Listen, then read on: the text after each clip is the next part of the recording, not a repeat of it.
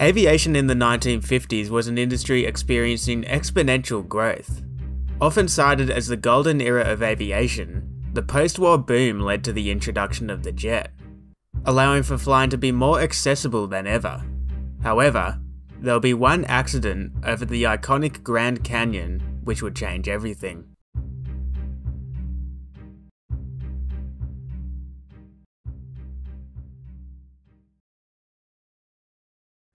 On a cloudy and overcast morning on June 30, 1956, two New Age planes prepared to depart from Los Angeles International Airport. Trans World Airlines Flight 2 is a Lockheed Super Constellation bound for Kansas City, with highly experienced captain Jack Gandy at the helm. It will depart to the northeast to CAA Communications Station Daggett, before turning right to track over the Mojave Desert on its way to Kansas City. After a slight delay, the Constellation departs at 9:01 AM, with 64 passengers and a total of 6 crew on board. A DC-7, United 718, is also heading to the east, with 53 passengers and 5 crew. Its destination is Chicago's Midway Airport. Robert Shirley is the captain, and also has significant experience on his aircraft and this route. The DC-7 will initially track for the Palm Springs intersection and pass the communication station, Needles, thence continuing to the northeast to set course for Chicago. It takes off at 9:04 AM, 3 minutes after the Constellation. Both sets of passengers will be looking forward to the breathtaking view of the Grand Canyon, and the crew will aim to provide the best viewing platform possible. Pilots are known to deviate off route slightly to provide passengers with the best view. As both aircraft climb above Los Angeles, air traffic control provides vectors to guide them above the cloud. TWA-2 is directed to climb to 19,000 feet in visual conditions. It requests a slight change in its tracking to Daggett, and this is approved by ATC. Meanwhile, United 718 is also climbing out of the LA area in visual conditions. Its assigned altitude is 21,000 feet. Cumulus clouds, or thunderheads as they were referred to at the time, are already beginning to form in the hot summer sun. In order to stay on top of cloud, TWA-2 requests further climb. TWA-2 is coming up on Daggett, requesting 21,000 feet. If unable, request 1,000 on top. The request is sent from the company radio operator to ATC, who advises that 21,000 feet is unable to be approved due to United 718 climbing to the same level. Therefore, TWA-2 is authorized to maintain 1,000 feet on top. ATC clears TWA-2. Maintain at least 1,000 on top. Advise TWA-2 his traffic is United 718. Direct Durango estimating Needles at 0957. 1,000 on top. Traffic received.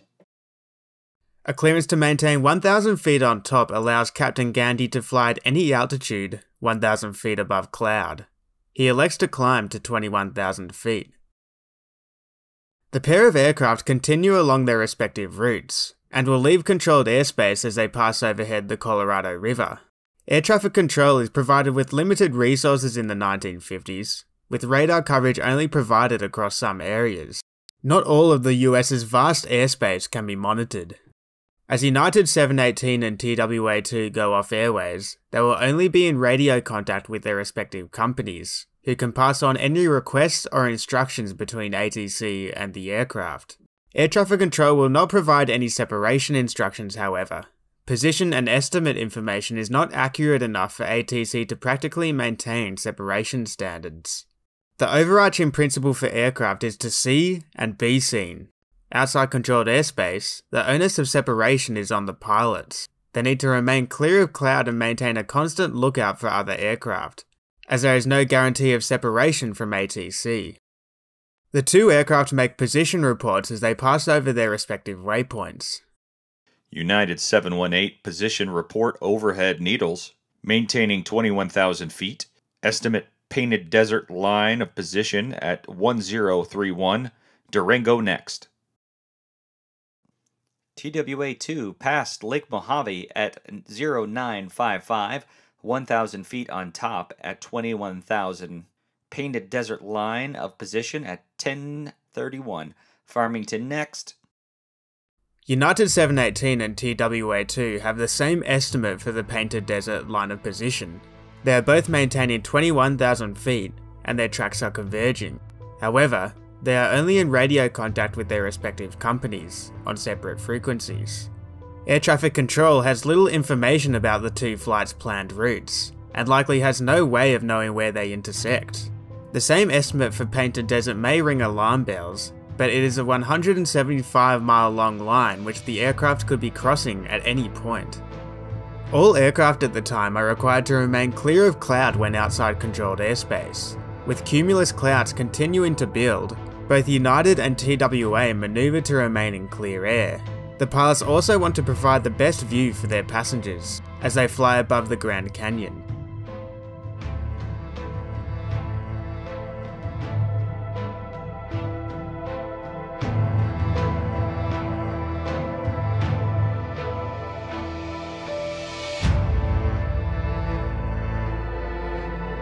United 718 is likely in a right turn as a Lockheed Constellation seemingly appears out of nowhere. With no time to react, both aircraft collide. In less than half a second, the DC-7's wing rips through the Constellation's centre fin and aft fuselage. The Constellation pitches down and dives into the ground. The United DC-7 has slightly less damage, but it is equally detrimental to the flight. As it descends in an uncontrolled spiral dive, one last radio call is heard. Salt Lake 718, we're going in! The wreckage of United 718 and TWA2 is found by a pair of brothers the next day, resting at the bottom of the Grand Canyon. The terrain is so perilous that helicopters struggle to reach the crash site. However, it is clear that there are no survivors of the mid-air collision. The Grand Canyon collision is one of the most influential accidents affecting aviation today. It was part of a series of accidents in the 1950s. Although aviation was getting more accessible around this period, safety was becoming a serious problem and threat to the industry. You had a 5 times greater chance of being killed in an air crash than you do today. As the skies were becoming busier, and aircraft were flying faster and at higher altitude, one of the major issues facing aviation was the inadequate air traffic control, and this was a major focus of the investigation into this crash. None of the air traffic controllers themselves were found guilty of any wrongdoing. The aircraft were outside controlled airspace when they collided, and a traffic advisory was given to TWA2 when it was cleared to fly 1,000 feet on top. Controllers were not even in direct contact with aircraft. Information would only be passed on to them from communicators, employees of the airlines who were in contact with their respective aircraft. ATC was also provided with limited information about the planned routes of most flights. Further, the system was not designed to separate aircraft outside controlled airspace, as aircraft did not have accurate enough altitude and navigation systems to provide satisfactory position reports. The principal function of ATC was to monitor traffic so that an orderly flow was achieved as aircraft re-entered controlled airspace. See and avoid was the primary method of ensuring safe separation between aircraft. There are significant limitations though when applying this notion to all IFR traffic. The investigation found that the pilots of United 718 and TWA2 both had an opportunity to see their conflicting traffic. It was a period of 50 to 120 seconds. However, we know they were manoeuvring to avoid clouds which grew up to 25,000 feet, reducing the opportunity to just 15 seconds. During this time, the pilots would be required to view, recognise, and respond evasively to the conflicting traffic. Combined with all the other duties required in the cockpit, a response this quick and effective is possible, but would require significant skill and luck. The NTSB found that the probable cause of the crash was that the aircraft did not see each other in time to avoid collision, resulting from several factors, including clouds, visual limitations of cockpit visibility, preoccupation with normal duties, and attempting to provide passengers with a more scenic view. Air traffic control in the 1950s was much different to the highly organised system we see today. This accident was one which had a significant impact on both ATC and aviation in America as a whole. Even before the crash, there was public pressure pushing for improvements in air safety.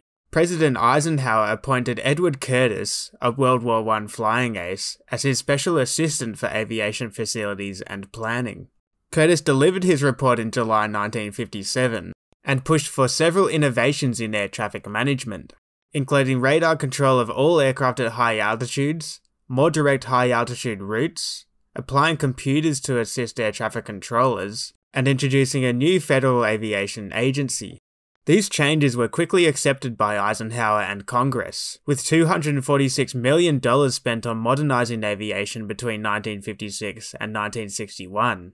The Federal Aviation Act was passed in 1958, which led to the creation of the Federal Aviation Administration, or FAA.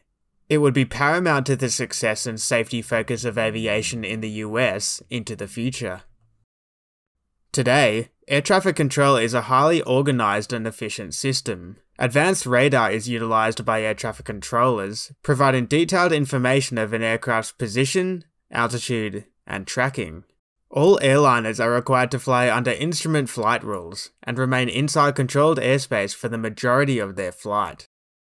Airliners are also required to be equipped with a Traffic Collision Avoidance System, or TCAS, a system which monitors other nearby aircraft, which will warn and provide evasive instructions to pilots if a conflict is imminent. Aviation has a notable habit of learning and growing from almost every accident.